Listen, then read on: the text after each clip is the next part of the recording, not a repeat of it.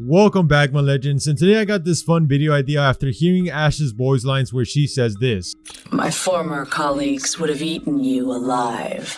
And after hearing that got me thinking, what if somehow the OG Apex Predators were able to join the Apex games? How exactly would that work? Now, without really worrying too much about the lore, we're just going to pretend that either Jack Cooper let them live or maybe they beat Jack Cooper. It doesn't really matter. We're just going to pretend that one day Kuben Blisk just hits up his old friends and asks them if they want to join the Apex games, and they all said yes and basically get the band back together. So, which got me thinking, what would their abilities be if they actually join the Apex games? Because as we've seen with Ash, most of her abilities are basically influenced from her Titan Ronin via her face dash and her snare. And so what abilities would the OG Predators have? And so we're going to start off this list with Kane. Now, Kane's Titan was the Scorch Titan. And so because of that, what I see Kane having as an ultimate ability will be a flamethrower. Now, some people might say that's unoriginal, but knowing Kane, he'll probably love it, knowing that he can burn his enemies to a crisp. And for his tactical, originally I was thinking like a canister where you had to remotely detonate and it'll make like this fire explosion. But the more I thought about it, the more I realized that Respawn doesn't really want to make any more defensive campy legends. And so the ability I'll give Kane will be basically like a fire dash, where if you press his tactical, he goes straight forward in a line and leaves like a trail of fire behind. And so for Kane's passive abilities, he has two. One, he has wall hacks. Two, if he uses a thermite grenade, he extends the range by half, so it will look something like this, I guess. And so yeah, that will do it for Kane's abilities. And so the next Apex Predator we're going to talk about is Richter. Now, Richter has a Tone class Titan, and the simplest explanation to describe his Titan will be the one that shoots a lot of missiles. And so what I see Richter's ultimate being, unlike Valkyrie's tactical where she just spams missiles, I kind of see Richter having like a Predator missile that either comes from the sky or it comes from Richter's back, just like Boba Fett. So once launched, you'll be able to control it via this hub, just like Crypto, and basically become somewhat of a heat-seeking missile. And so yeah, that'll be Richter's ultimate. And so for his tactical, originally I was thinking a particle wall, but then I realized that will kind of make Rampart even more useless. And so for Richter, he kind of has this sonar ability. I mean, I was already going to give him a wall hacks ability regardless. And so Richter gets this device that he throws in the wall and is able to detect enemy movements. And so for Richter's passive, I'll give him the ability to break doors in one shot, because he has like this laser thing on his shoulder. This is the laser in his kick to break a door in one shot. And so that'll do it for Richter. And so the next Apex Predator we're going to talk about is Viper. But first, I want to thank the sponsor for today's video, and that'll be Glitch Energy, the official brand of gamer wellness. And thanks to their help, my legends, my focus and aim have never been better. I mean, look how annoyed they are.